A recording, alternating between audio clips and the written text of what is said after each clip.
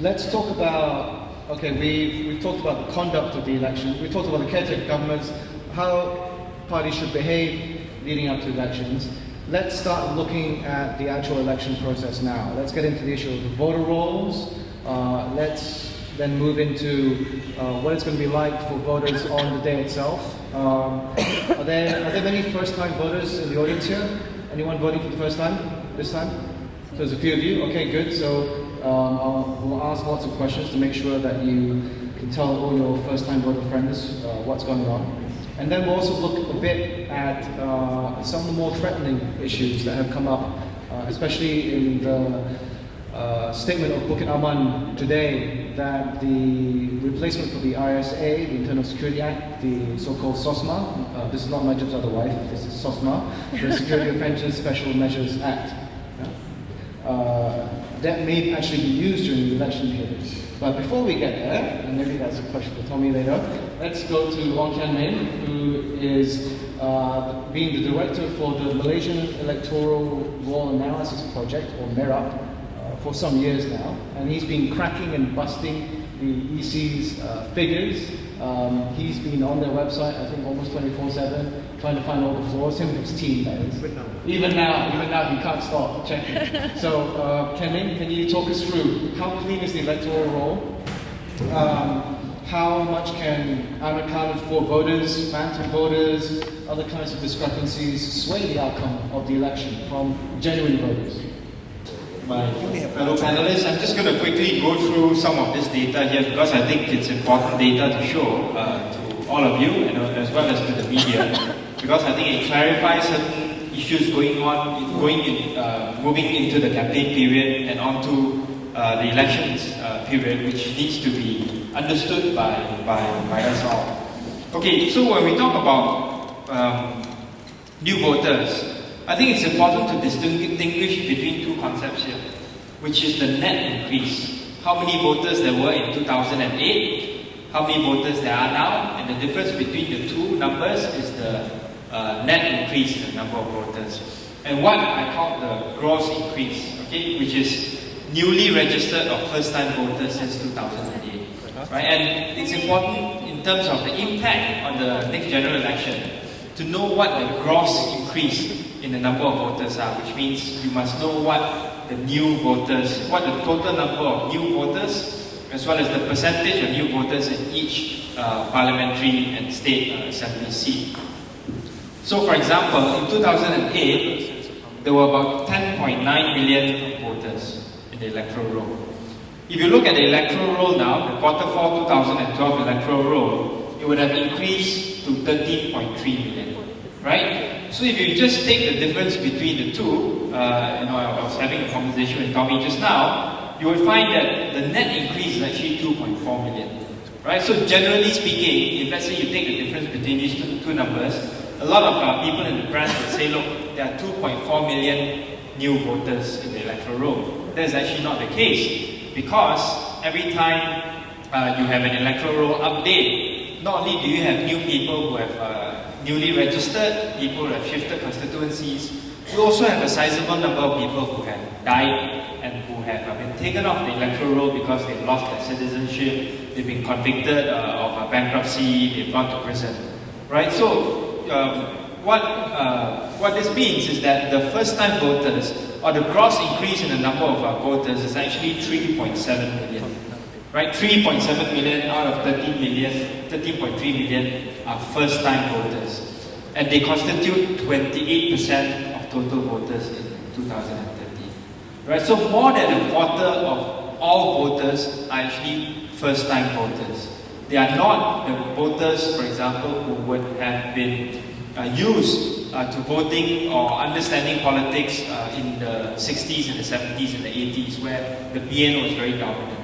Right, and if let's say these voters, a majority of them can swing their votes or vote for Pakatan Rakyat, the way to Putrajaya for Pakatan Rakyat is actually very, very good.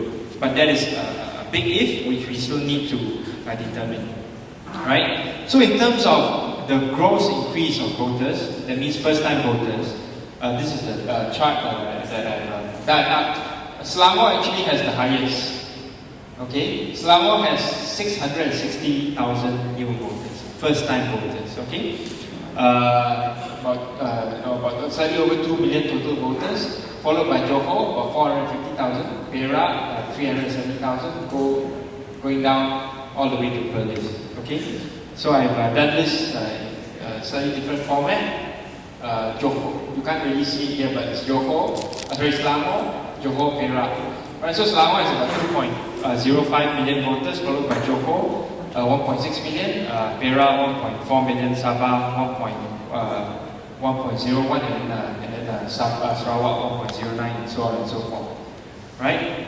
So just to show you the top seats in terms of the number of new voters, newly registered voters since 2008.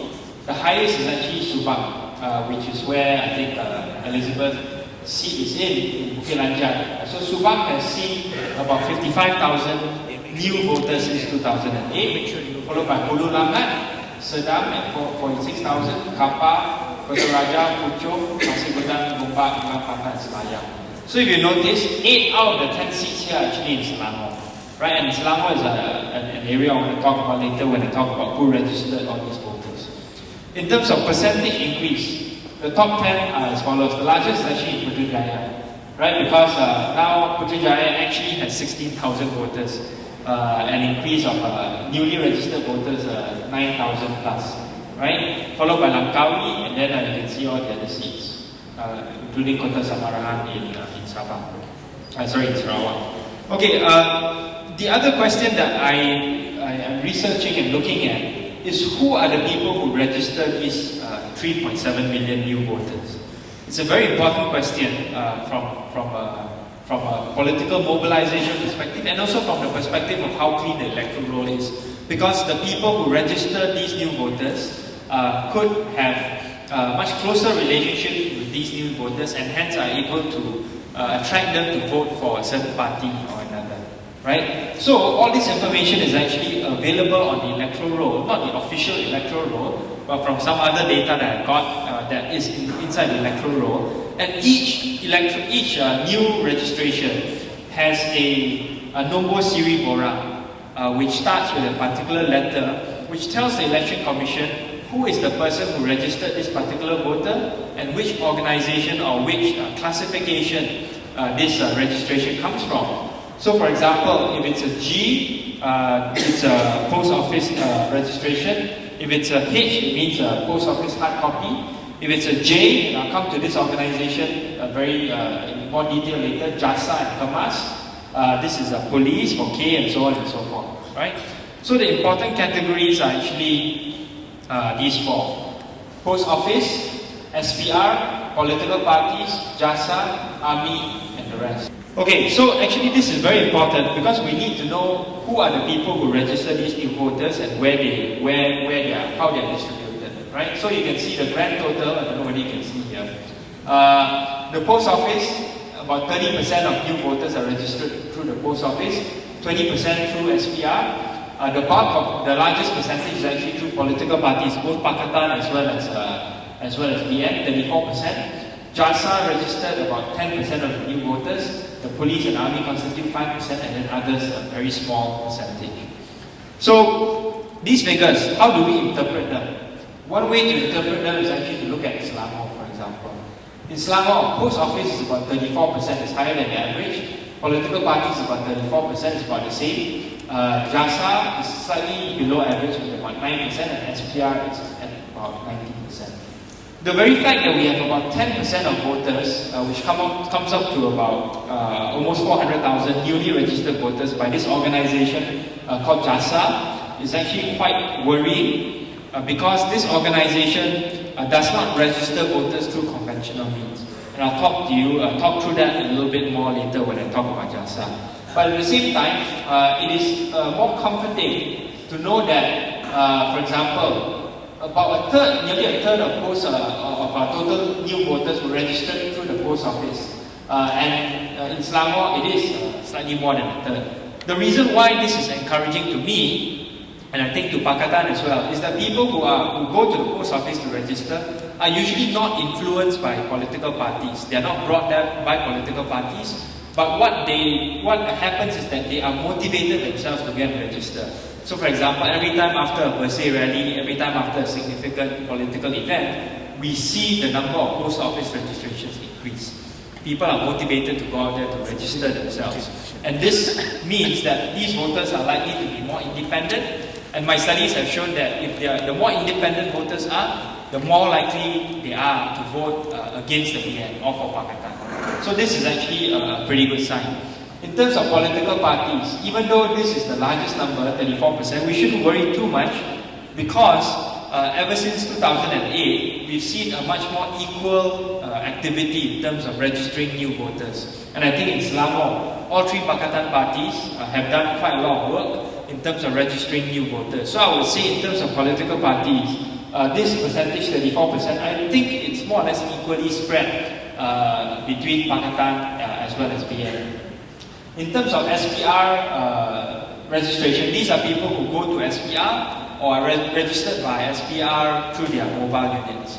I would say on the whole, this exercise is relatively transparent, except in the cases of mobile SPR units where they can be influenced to go to certain areas. For example, I found a lot of Orang Asli registrations in certain areas by SPR, and this could be used perhaps to the advantage of the BN. Right? But on the whole, I would say SPR registration is not that politically motivated. Right?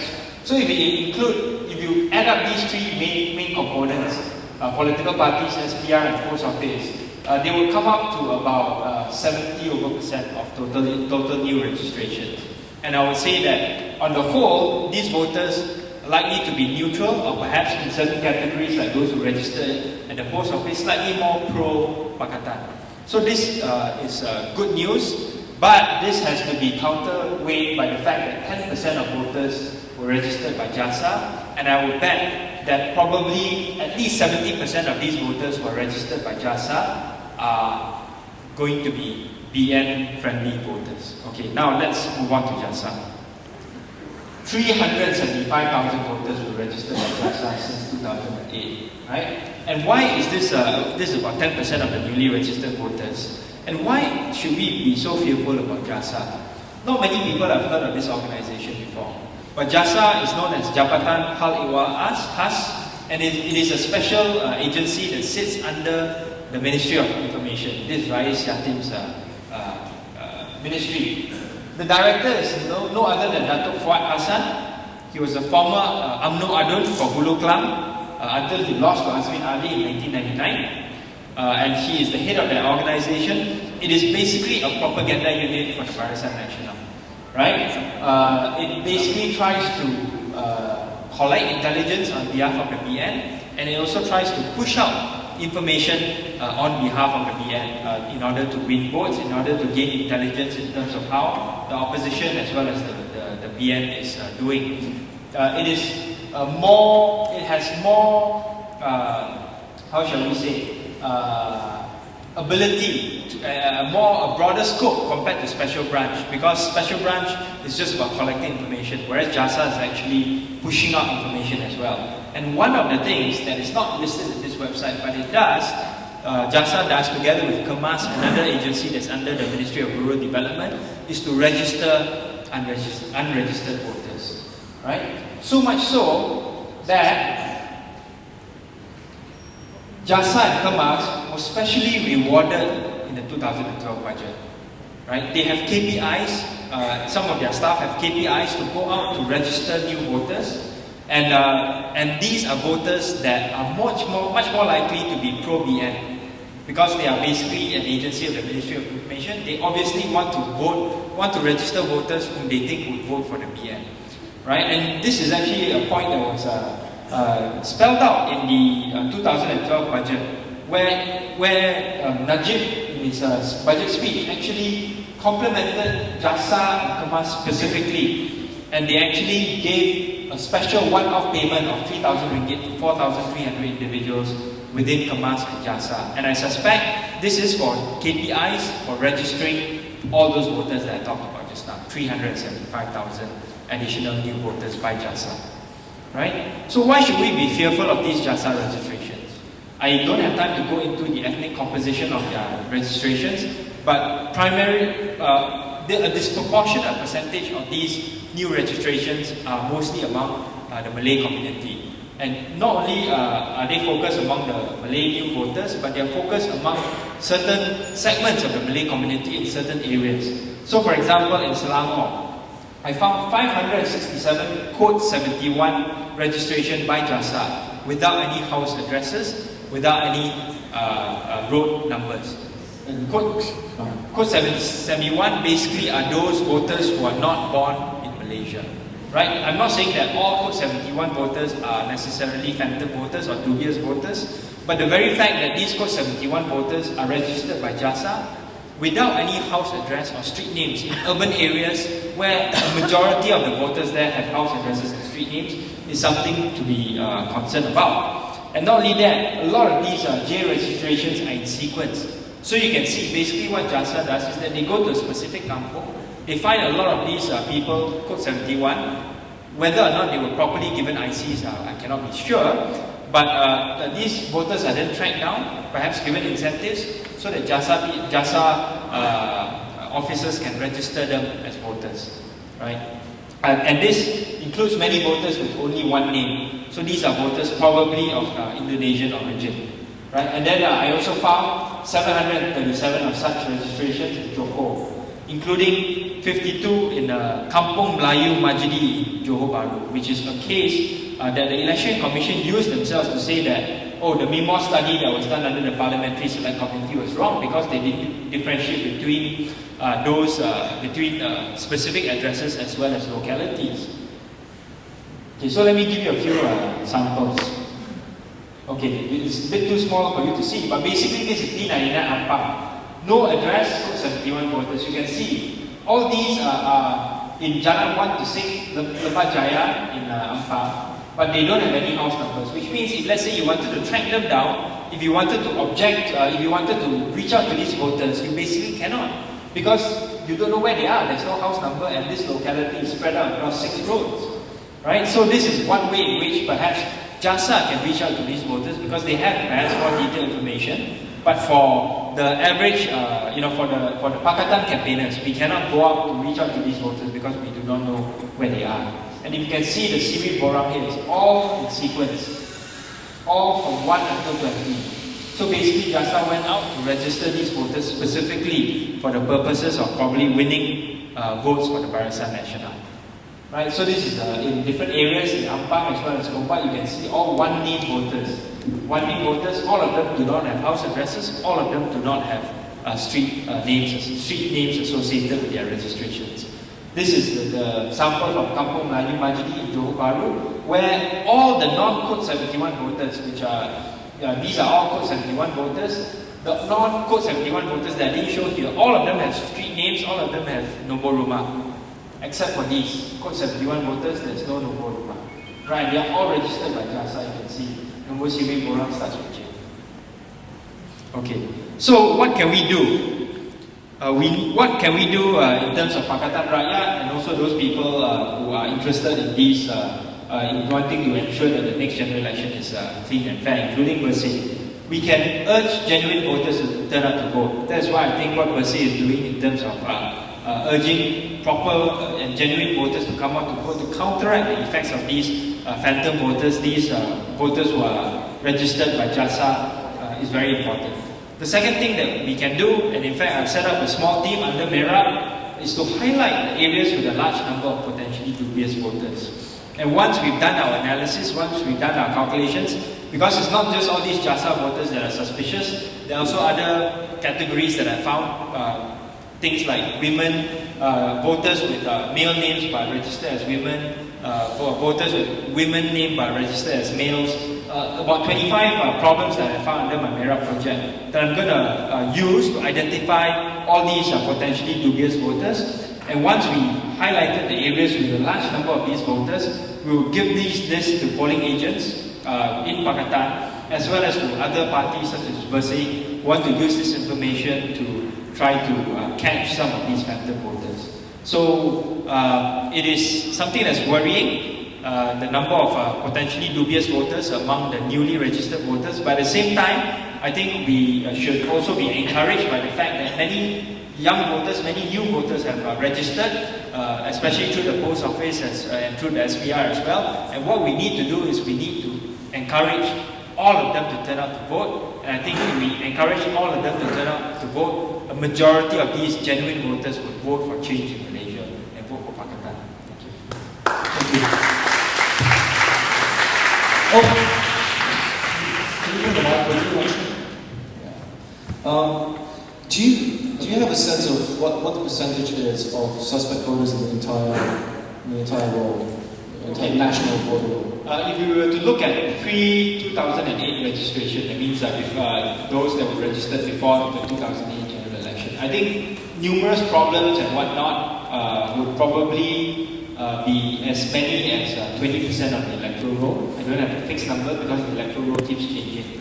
Right, so these will include people who have been registered by political parties, more so the BN compared to Pakatan, who in areas where they don't even live in. They have nothing, they have no relationship with the area. The only relationship they have is with the ADUN or the MP or the formerly elected ADUN or MP. Right, so there are a lot of such kinds of dubious voters that we need to look out for in the next general election. So, and earlier you presented the net increase in new voters this time is about 22% as well. So it's almost 28%. So it nearly it's about 2/3 of that amount now. Yeah. So the dubious voters versus the actual new roll voters. Yeah, so actually what we can't really do anything about what the dubious voters that were previously registered. But what we can do is among the newly registered voters, the 28%, I think would 80% of whom I think are genuine voters, at least 80%, we can ask them to come out to vote, and I'm quite sure that the majority of them would actually support Pakatan, would actually vote against the BN. And you've brought all these matters up in front of the Election Commission, the EC, for several years now. So what's your assessment of their response to these kind of complaints? I think the EC has tried to address some of these problems, but a lot of them have not been satisfactorily resolved. The most worrying response that the EC has to me in terms of all these problems that I've highlighted is that, okay, ini adalah tanggungjawab Jabatan Pendaftaran Negara or the National Registration Department. We cannot ask them to do anything about all these people who have been registered using their ICs with incomplete addresses, because this is the prerogative of the JPN and not the Election Commission. And is that correct? Yes, it is, because in one of our meetings, the JPN official was there as well. And I asked him, how is it that you allow these people to register an address that's not complete? It's just a name, kampung something or rather, even though this place is in the middle of an urban city like Johor Bahru. Then the officer actually from JPN responded to me and said that, look, we were instructed from above to say, jangan tanya terlalu banyak soalan when people are coming to us to register the ICs using incomplete addresses. So that, in fact, was a sign to me that the EC as well as JPN is complicit in this. And we have proof during the Sabah RCI that the EC as well as the JPN were issuing, JPN will be issuing fake ICs, and then the EC will be using these numbers to register them as voters. Okay. So when it comes to actually exercising your right to vote, and there's several first-time voters amongst the audience here, how should people prepare for the election, especially for the first-time voters? How should they arm themselves in understanding how do they actually get out there and go to vote? Where do you find out where you vote? What on earth is a sabaran? How do you get your way to one? Who's going to be the best guide for the first-time voter this time around, if they matter so much? Kemi or Ben? Okay. I'll repeat it. For the first-time voter, right? Who's the first-time voter? This is their first election. What's the best way to navigate the election system? Because there's a whole bunch of specialized terminology about voting. The saluran, where you actually vote. When you get there, how do you do it, and so forth. So, what's the best way for a new voter to navigate? Thank you. Good evening, everybody. So finally, I thought that you guys forgot. I'm sitting here at the corner. No, yeah, for first-time voters, Yes, 28% of them, will probably be making their voices heard, and I think they are the ones that will shape the future of this country. Because for people who are doing surveys, like me, I think they represent the wild card. Many of them, because they've not voted before, there's no history of trying to see how they have behaved. So for young people, most of them are young. I think our survey data, our analysis of the electoral roll shows that I think 80% are basically under the age of 35, and then there are latecomers, people who are even in their 60s still registering to vote for the first time. I think in this day and age, it's much easier for people to navigate. First of all, many of the first-time voters would have by now received the letters from the Prime Minister at the New Year, Chinese New Year. For those living in Selangor, they will be getting their birthday SMS pictures from our glorious Selangor BN coordinator, YB Zain, who's sending this SMS, and they can check their status in various places. So I think first of all, for young people, for people voting for the first time, it's pretty straightforward. There's a lot of information out there. Information is available on the internet, so it's easier to check. But what we have found in the past is that most people do not check until it's election day or tomorrow is election day. There is this typical Malaysian attitude of doing everything in the last moment. And then this is where problems occur, because in previous elections where I have observed, there are instances where people vote in specific places. Family members that have voted before typically will say, "Oh, we vote in the school at the other side of the Jalan in this taman," but suddenly, things have changed, and this is where I think people need to be aware, because there are changes in the within the polling districts and the localities, and some localities have been merged, as what Chen Ming has shown just now. Some localities have been merged, some polling districts have been merged or split up, some due to real reasons, because there's changes in the demographics. In my place in Bukit Antarabangsa, for example, in the last 5 years, there has been tremendous growth of housing development, so new polling districts were created, and likely this is going to affect where people vote.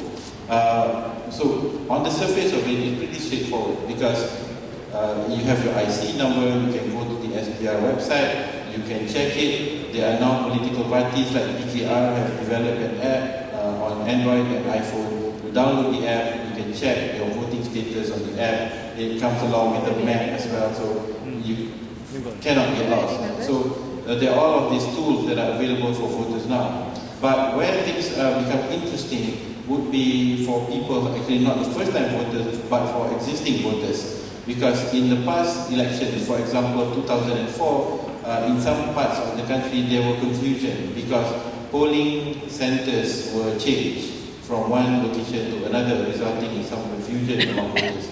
So that in some sense is where we are now. It's relatively easy because political parties are actively engaging voters and pushing them out to vote. Okay, thanks, Ben. And the other interesting, well, I guess more recent flowering that we're having on election day is the emergence of a lot of different kinds of monitoring initiatives, and you're involved in one. We've got NGO monitors who've been officially appointed by the Election Commission, of which Merdeka Center is one. We also have BERSE. They've established a monitoring of Mantau program. And then the third category is what's variously known as the polling agent, the counting agent, the barring agent, or just easier to say, the pancaban. So Ben, could you say something about your official monitoring role? Yeah, I think in this election, we have an unprecedented level of on the part of citizens to engage and take part, more than just voters, but to actually observe how things are going.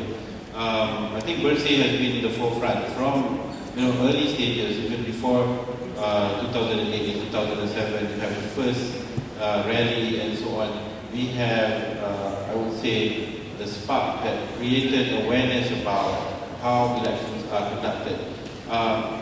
So before we begin into the different aspects of at Caretaker Center, we've been from time to time, asking Malaysians about how they view the election process, do they trust it, do they believe that it's free and fair. And by and large, we find that there is growing awareness that there are problems with the system, of the way how elections are conducted. And in last year, in the middle of last year, we released a survey which showed that about one half of Malaysians trust the way elections conducted, the other one half didn't trust. And if you dig through the internet, there has also been another survey done by a local public university which I think asked the same question and found pretty much the same result. So there is, I would say, widespread awareness about election. And so I think responding to these issues, responding to this public feedback, responding to the demands by civil society organizations, notably per se, as well as the political parties in this country, we suddenly find ourselves being invited by the Elections Commission to monitor or observe the elections. In addition to that, there are other groups that wanted to be accredited but did not receive accreditation, and so they have coalesced, they have formed another coalition, another group called Pemantau, led by per se, MAFREL, Malaysia for Free Election, COMAS, and many other organizations in the country. So as things currently stand, the accredited observers by the Election Commission comprise of, I think, 6 groups in Peninsular Malaysia. So it's IDEAS, Center for Public Policy Studies, CPS, the Malaysian I think Association for the Disabled, they are monitoring several seats on behalf of the disabled community. There is also Malaysian Youth Council, Majlis Belia Malaysia, an umbrella organization comprising many youth organizations, and then Caretaker Center. So I think collectively in Peninsular Malaysia there is about 1,000 of accredited observers. Caretaker has slightly over 200 accredited observers. IDEAS have about 340, Majlis Belia has about 400, and the rest have smaller amounts. So that's where I think currently stand. But on the other side, those who are not accredited, they are about, I think, currently 2,000 plus and growing. So I think the target is to achieve 5,000 by the end of this month. So we are at the stage where finally there is, I would say, a very structured, systematic effort to monitor the election that tries to follow globally accepted principles.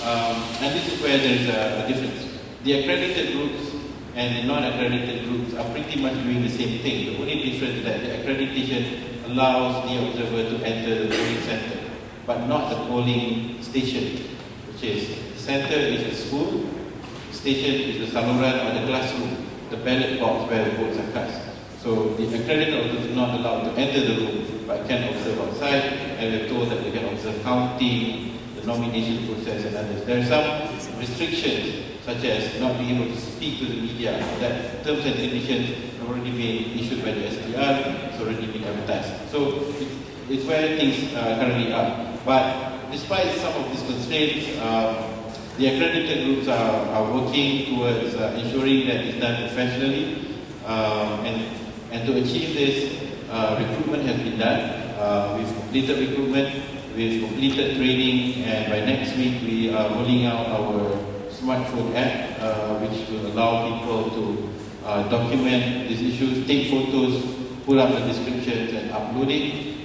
We believe that Pemantau will also be deploying a similar system, and that system will be open to any citizen to file reports. So for citizens who want to make complaints, they can also use a similar type of app to achieve the same thing. So I think in this particular election, it's not just concerned citizens who are signing up to become observers by anyone who witness something wrong. If, let's say, a government truck is used to ferry political banners or something like that, you can snap the photo, you can document it. It becomes part of the documentation of this election. By and large, I think there is a kind of misunderstanding still in terms of what observers are supposed to do.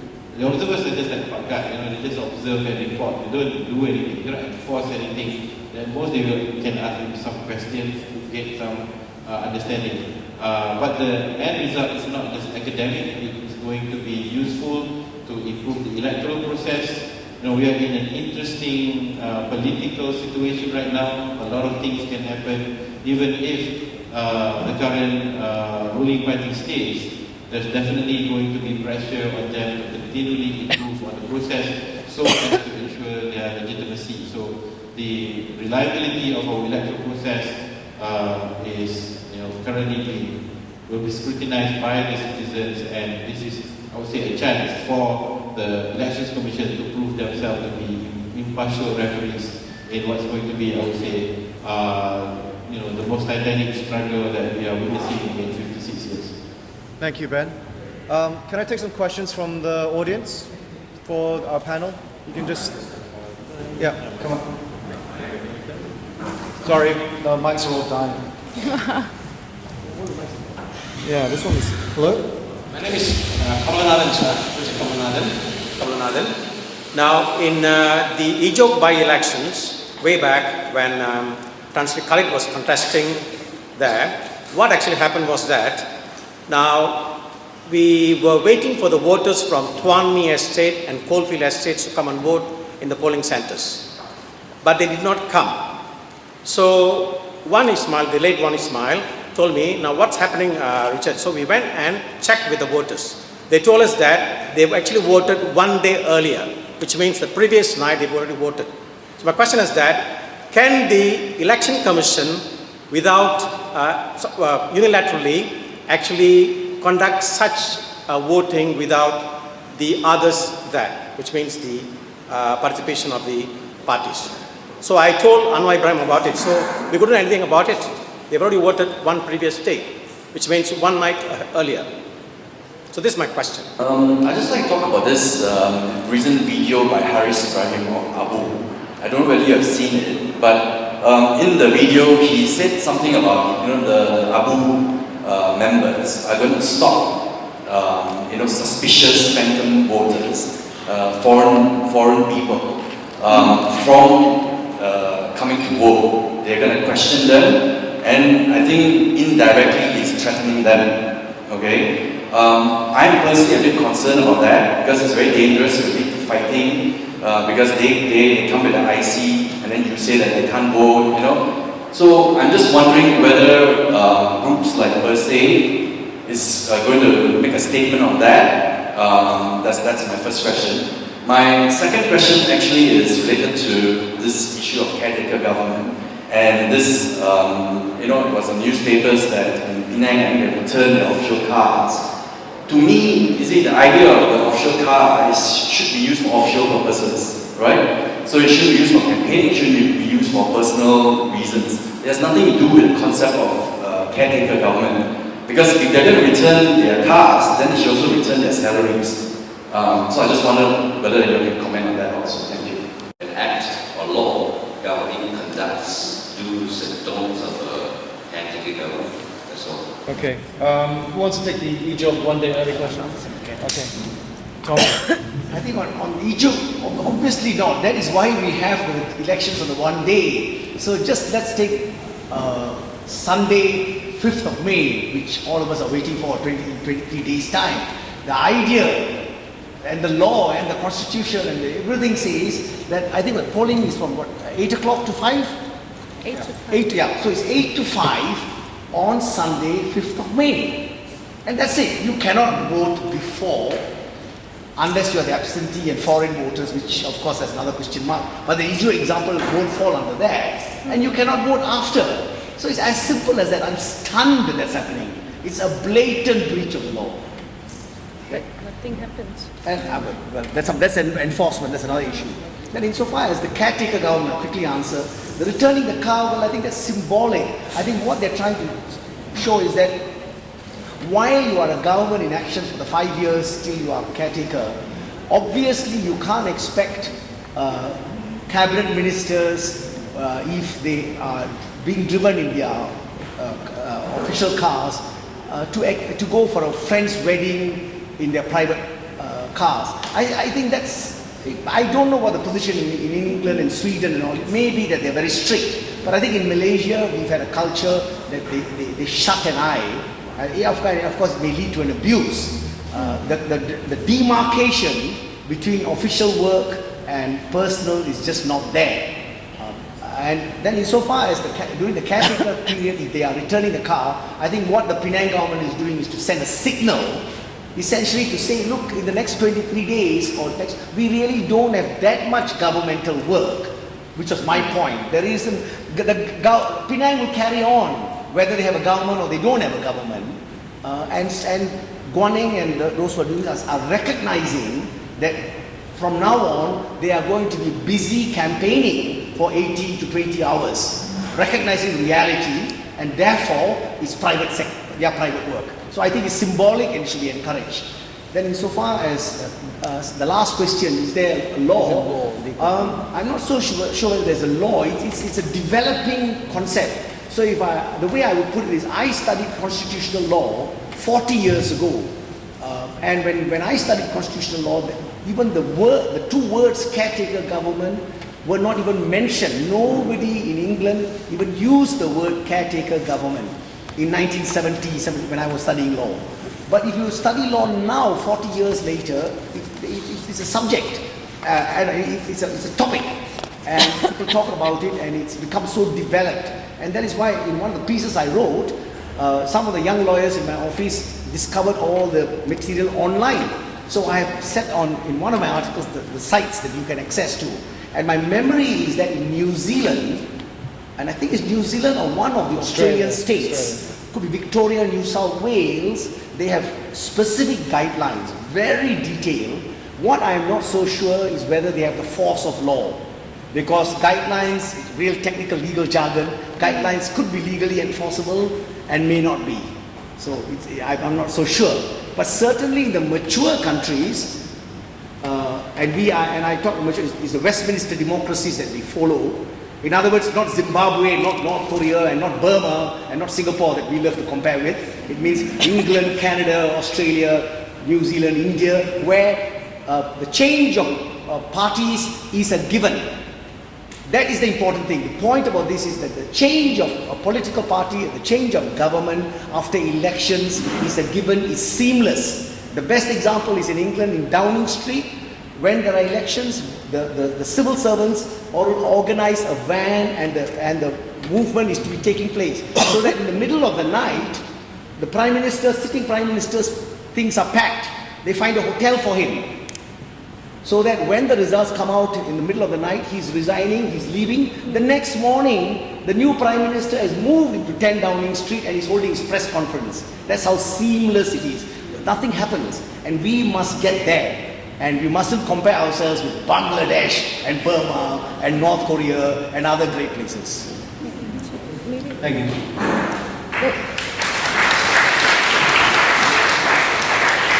In China, and I'm going to assume that this is also in most of the state constitutions, or in Malay it's called Undang-Undang Tubuh Negeri. What it states is not the functions or limitations of a caretaker government, but it actually states the term. So the term is actually when we're sworn in until the new government is sworn in. So actually we carry on until the new government is sworn in. But by convention, if, like in 2008 when BN lost, so immediately they left office. But according to the constitution, we can actually hold office until the first sitting of the State Assembly, but usually by convention it doesn't happen. So there are, whether, of course, we can debate with Tommy and the rest, is it useful to have a caretaker government and so forth? I mean, governments, of course, I would have to argue yes. I mean, there are certain things that perhaps we have to be prepared for, but that's just on the worst case scenario. I mean, things are just moving on without us, which I don't know whether that's good or bad, but it's quite interesting to see that things are moving on. There is one instance which is quite interesting, which actually in our circular and also our discussions, and I assume that also in your research tell me is that there is a function of the caretaker government in the event of a hung parliament. So we actually went through it quite extensively. So for example, I don't think it will happen in Selangor or in Malaysia, but in the event that happens, so the caretaker government continues the function until perhaps a minority government is formed, or they work out something eventually after 3 months, 6 months. Perhaps that's what you meant when you talked about Italy, always changing, taking a very long time to form government. But usually in Malaysia it's very fast. It should not take weeks, because we just have to see who commands the confidence of the House, whether it's Parliament or State Assembly. So technically it should be very straightforward. Can I, sorry, That's the other question. if you don't mind, I just want to answer that. I think from the political party's point of view, we don't want any violence happening outside polling centers, because when that happens, it actually deters people from coming out. For example, if you get news, SMS, or there's something happening here, so people may not want to come and vote, and we want people to come out and vote, just like what Ken Ying said. The more people come out to vote, the better our chances to overcome possible phantom voters, things like that. So that's our position. We don't want fighting. We don't want anyone to be threatening anyone. And in any case, how would you identify that? Because now with all we call it pondok panas. Call it in English? Pondok panas. Last time we were allowed to put right outside the gates, a center, a little tent where people can come and check. Now it's 50 meters, am I right? 100 meters. Good grief. We'll be at the next highway. It's that far away. So it's ridiculous. So the first point of contact most likely will be inside the school, the barong agent. So I don't see how anyone could stop anyone if they wanted to. So for me, it's more important to get people inside the school as barong agents, polling agents, counting agents, and like Ben's outfit, pemantau, although pemantau cannot go in. Is that right? Yeah, so you'll be loitering outside 100 meters away. So, but it's important to have people inside. And to be very frank, we are still looking for polling agents, counting agents, barring agents. It's just so many classrooms that we have to fill up. Not just only in Selangor. I was just informed I have 65 classrooms. So we did a calculation, 5 person, and for Dun and for Parliament, so it's about 600. We have to find and train 600 people in this next 3 weeks or so. And this is just one state assembly seat. So imagine there are 56 in Selangor, and of course you count the rest. Throughout the whole country, including Sabah and Sarawak, we really need people inside. I think that's more important, and that's where we can actually, hopefully, stop any fraud or potential phantom voters there. A question for the panelists. Before the Selangor government took over in 2008, there were all these rumors and pictures as well of papers being shredded before the new government came in. So my question would be, both at the state as well as at the federal levels, at what point of the day, of the election day, will there be the change of people presiding over those offices? Meaning that up to the point of midnight on polling day, who actually has the physical mandate to be there? Are the civil servants in charge of taking care of the office, taking care of the files? Who's in charge right there in terms of the physical premises? Thank you. Thank you, Mr. Chairman. I think a lot of what was shared by the panelists is by now common knowledge, because Malaysians have become so well versed in a lot of election laws and policies and politics. I'm more concerned about what exactly can be done about these things. So since we have here only one side of the political system, rakyat people, what specifically are some of the reforms that you're carrying out when you take over Putrajaya? And I did say when you take over. What specifically are some of the reforms, electoral reforms and parliamentary reforms that you will be undertaking? Because we always hear the EC chairman say that our hands are tied, we have to go by the law. So if you want to change the system, you've got to change the law. So what are some of these reforms that you will be carrying out? I'm just asking a layman question, right? Now that the parliament has been dissolved, and all the ministers in cabinet, okay, the prime ministers, even right until the state level, they have actually the mandate for expired. So have they vacate from their workplace, their official residence? I mean, it's just a layman question. Just like or are they still, or has Najib packed his bag and leave the official residence? So, who wants to answer the question about when is that minute, that second when things change hands? Can I? Yeah? Can I? No, You want? But yeah, can I? Yeah, actually, that introduces me to what Elizabeth said just now, and I have a slight difference of opinion. I think that, if I answer Trish's question straight away, the transfer of power works depends on when the swearing in is. You have to do it backwards. And essentially, the swearing in, whether it's by the Prime Minister, of the Prime Minister, by the King, and the 12 states, because Sarawak is out, Sarawak doesn't look.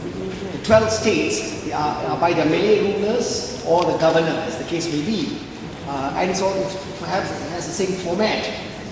And for that to happen, it must be done peacefully and calmly, unlike Sabah. I just remind you what happened in 1985 when Tun Mustafa and Haris Saleh went to the palace and there was a grab for power. That is not supposed to happen. So I hope that all these 13 governments, because there will be 13 governments, 1 federal and 12 states, 13 governments on both sides, the winners and the losers, will behave in a civilized fashion, and the constitution requires the king, the palace, to invite. The palace must make the invitation. You're not supposed to go there and park yourself and knock on the door and all that, like Sabah happened. It was a shameful incident. It's a reported judgment. So the palace must make the invitation. And when does the invitation come? Because you would expect the palace and their own advisors to be monitoring. They are living in Malaysia and they are following it as closely as we are.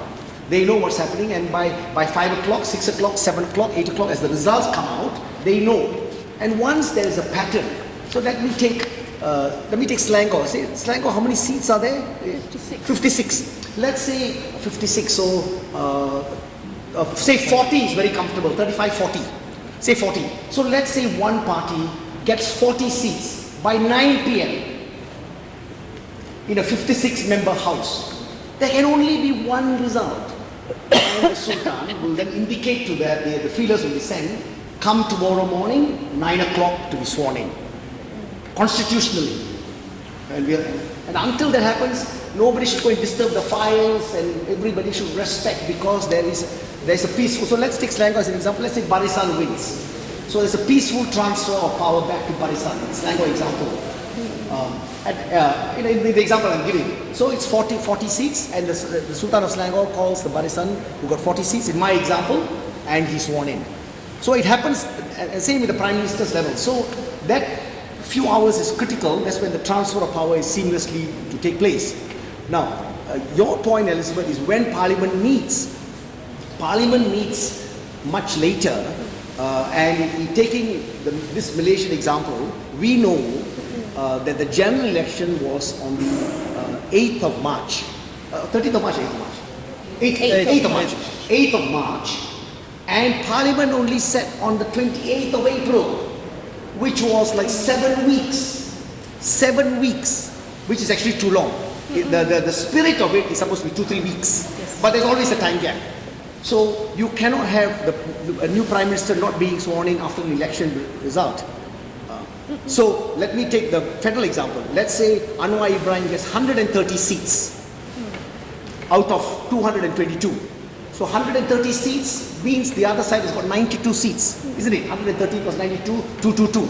in that imaginary example, and that result is known by, say, 10 o'clock at night. Because they start counting about 6. They start counting by about 6. By 5. Yeah, exactly. By 10 o'clock they count. And the whole country knows, Al Jazeera, BBC, everybody announces the seats. 130 for Anwar Ibrahim, 92 for Najib Razak. Then there is only one person the king is going to call. Only one person constitutionally. But the phone call must still come from the palace, because that is constitution. And the palace will be watching all this, and hopefully the palace will ring by about 10:30 and say, please come tomorrow morning at 9:30 and come. But of course, actually, technically, Najib must go and resign first. So the palace will work that out. It's all constitutional. So palace will say, will tell the Prime Minister at 10 o'clock, you come, resign. Because you must resign first, creating a vacancy, and then half an hour later, the new Prime Minister is sworn in. Or should be seamless. There's no reason why anything should happen. Meanwhile, if files are being disturbed, they shouldn't. That's civil servants, because the ministers are busy campaigning. The ministers are campaigning. They're watching TV. So who are there in the government files? The government files. There should be nobody. They should be all locked up. They should all be watching TV. I'm sorry.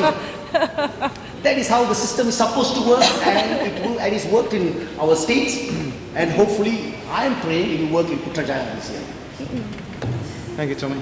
You wanna? Yeah, I just Just a question. Tommy, say something about this. Trisha, you asked who actually holds the documents or who is in charge of the documents in SUK Selangor, for example.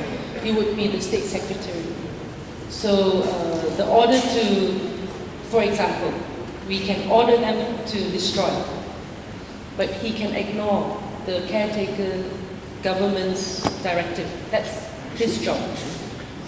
Of course, we are not asking them to destroy. And in fact, now we can't even take out documents from the office, so they would check and they're quite strict about it. So, and I haven't been to the office, I think since dissolution. I can't recall being there. But the other thing which would be quite interesting is that we actually don't want any documents destroyed in Selangor now, whether by the new government or whatever, because we have the Freedom of Information Enactment, which means that we actually have to keep all these documents, whatever, whether it's a silly letter or, you know, something that's scribbled or, you know, on a notepad, but filed. So those documents become part of documentation of the state. So, and that's not actually a policy yet.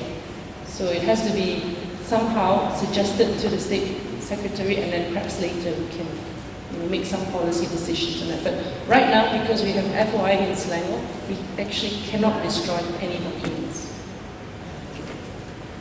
Thank you.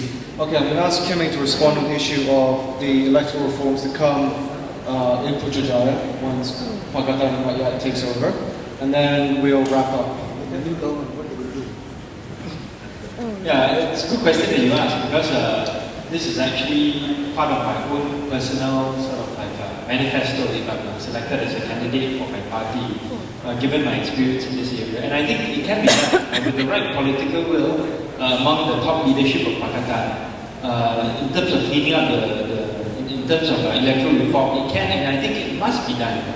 So starting from the electoral road, what everyone needs to realize is that everything that the government does, especially these days, has a paper trail. Has a paper trail, and there's also probably a physical trail somewhere. And what the Sabah RCI has shown is that those things can be unveiled if there's enough political will to force certain people to actually reveal that information. So a Pakatan government would be in a position to demand a thorough investigation into all the problems with the electoral roll, all the problems that have to do with problematic ICs that were issued, which led to many voter stuffing within the electoral roll. And I think we need to start with the electoral roll, but we cannot just stop at the electoral roll. We need to go further to make the election commission truly independent, like what India has, so that even if Pakatan wants to influence the election commission, it cannot be put in a position to do so. We need to have an independent agency, whether it's the election commission or some other agency, to manage the electoral delimitation exercise, which is going to start after this general election. The reason why the election commission was not able to do this previously was because the BN didn't have two-thirds control of parliament. it's going to start again, and it will have to take place and finish within the next 2 years. And this is actually a very good time for Pakatan to really have a broad consensus and discussion with not just Barisan Nasional, but with the larger electorate as well, in terms of electoral reform. Because the boundary delimitation exercise cannot also take place without the consensus of Barisan Nasional coming in, because we need a two-thirds majority to make these kind of changes. So I think it's a really good time for the country to sit down and really reflect and put these substantive reforms on the table so that everyone can see them and we can actually have a serious debate about this. But this cannot happen, I think, until there is a change in federal government. Because we have seen under the Barisan Nasional, there's no political will to actually do even the very, very basic thing of cleaning up the electoral roll, which was one of the main demands of Bersih and one of the most important things that the BSC, the Parliamentary Select Committee on Electoral Reform, was going to be done. But I think with Pakatan Rakyat, we have the political will, we have the expertise to be able to do this to a very satisfactory degree. Okay, thank you, Ken. It's quite late in the evening now, so we'll wrap up by asking the panel, one by one. First, we're going to ask them first, what do they predict, and especially Ben can whip out his crystal ball. What's the possible outcome for the general election? And on a grade scale of A to F, how would you rate the EC's performance as a steward of our democratic process? On a scale of what? A to F. Top notch or fail? You know? You're just asking for it. Or awesome or fail. Well, I think if you read the EC right now, the crunch hasn't really happened. So if you want to read, I would say between, I would put them in the middle like C. So it depends whether they do really well or fail miserably. So I think the judges out there, the public is watching. In terms of what's going to happen, I think public opinion is a very dynamic beast. It keeps changing. I meant to tell you guys that it's bad news that at the middle of March, there was a bounce enjoyed by Barisan due to the BRIM payments. And so I was surprised that the election date had been set so late, beyond April into May, beyond the school holiday of 1 week, beyond the Labor Day weekend, which means that the 500 ringgit given as BRIM and all the other payments would have already evaporated by then. So going by what has happened last year, I think we are in for a very interesting election that perhaps the Menteri Besar or the other exco members do not need yet to empty their cabinets and so on until we can. Provided the election is free and fair, should still be around with us for another term. And I think we should also be prepared to see some interesting developments outside of Selangor, like still Negeri Sembilan, Perak, where I think there is real contestation. And likewise in Kedah, where I think Pakatan also is severely challenged by what is going on in the state there and the things that have been done by Barisan Nasional. So we are in for a very interesting election. It's going to be very close. I mean, as things currently stand, no party has a clear outright win. 65 seats, still this 65 seats, under 3%. So this hordes of young and first-time voters will definitely make a difference. So the party that wins them and the party that will take it to the... Dr. Farooq? Yeah, okay. Well, Ben has been very kind to EC. I mean, someone from, as a steering committee member per se, I would give an F to them. Sorry to say. And I would like to reiterate what we had demanded before, that they should resign, basically. Yeah. And it is very strange. Whenever we ask for the electoral roll to be cleansed, they will say that we don't have any power, right, to do that. But strange enough, when Rafizi came up with Papa Gomo double identity, his, the police IC was deleted from the electoral roll. And where did that power come from? You know, I wonder what that. And with regard to the prospect of election, I think I'm just like Ben. It's still 50-50, and I've always said that the last 1 week before the election will actually determine whether which party will win. That's all. I would also rate it F, not because I'm from the opposition, but because we have had several attempted dealings with the EC when we were trying to clean up the electoral roll in Selangor. We actually ran quite a long project last year to physically go to each and every house, apartment, condo, whatever, of each new voter.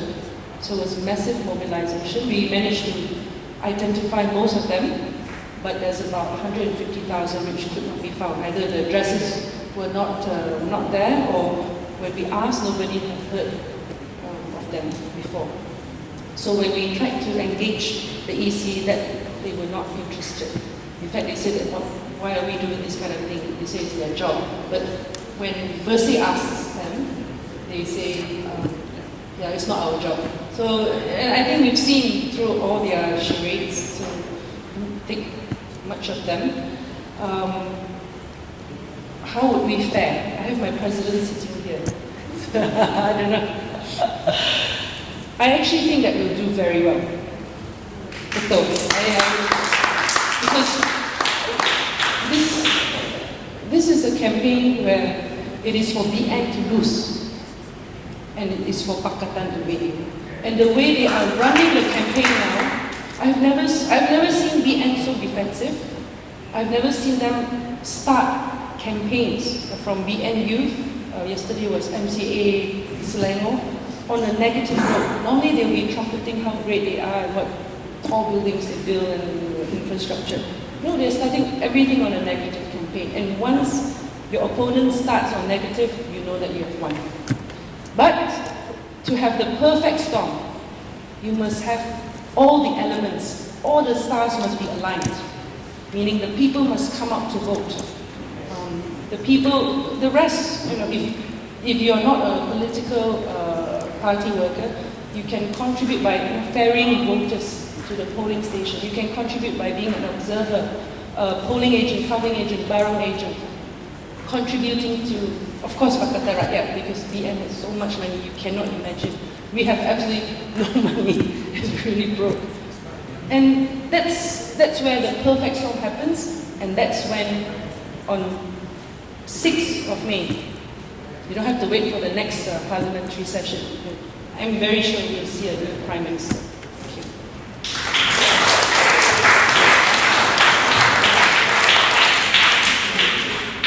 Yeah, in making giving an opinion on the Election Commission, can I start by saying that we must judge them by their actions and inactions for 56 years? Because this current incumbent and the current commissioners are just the last bunch of people who've been running this institution, which was intended to be free and independent and impartial.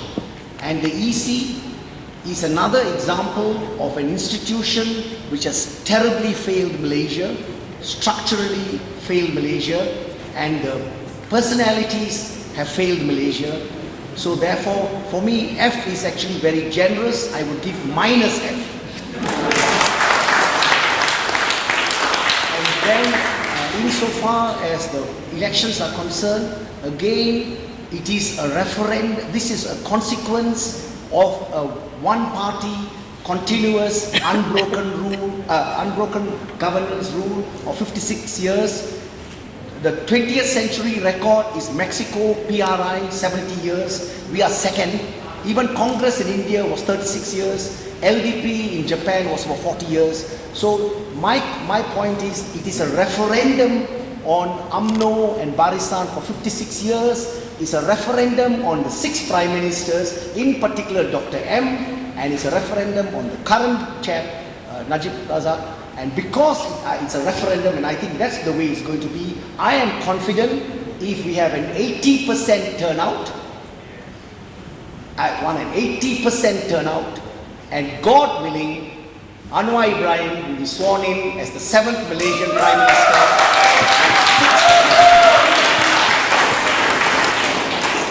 I think the easy question for me is really easy to answer. I think, yes, I think F would be probably pretty generous to them, given the fact that I've had many encounters with them, I'm probably one of their most favorite people within Pakistan in terms of trying to wipe them.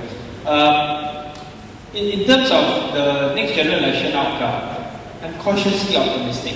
I'm cautiously optimistic because I've seen the energy, the excitement and the passion of many people, especially young and first-time voters. And I think they are the kingmakers of this general election. And I think with the help of these first-time voters and by the grace of God, we would be able to eke through a bare majority. I would probably be issuing one of my predictions, hopefully, before polling day, after careful study of all the data that I've gotten. But I think I just want to have a note of caution because, like what Don Rumsfeld said, there are known knowns, there are known unknowns, and there are unknown unknowns. Right? We do not know what the BN is capable of. Actually, we know what they're capable of. But we do not know exactly what they will do. For example, they may suddenly find that they are under tremendous pressure and decide to register a record number of civil servants as postal voters and shift them to marginal seats. This is something that we've been anticipating and we're looking out for. But there are a lot of other strategies that they can do that we may not even anticipate. Right? So this is something that we all need to look out for. We need to be vigilant. And again, like I said, by God's grace, hopefully we will see this to be the watershed elections whereby we'll end the longest standing ruling coalition in the world at this point in time.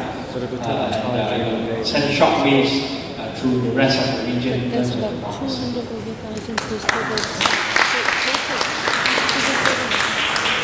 Okay, so there you have it. I think the EC is probably going to have to try harder, and hopefully if they have to resit EC school again, they might come out with at least a C. Thank you all very much for joining us tonight. Thank you to our panel. Thank you to Dr. Sri Dr. Wan Azizah for the opening speech.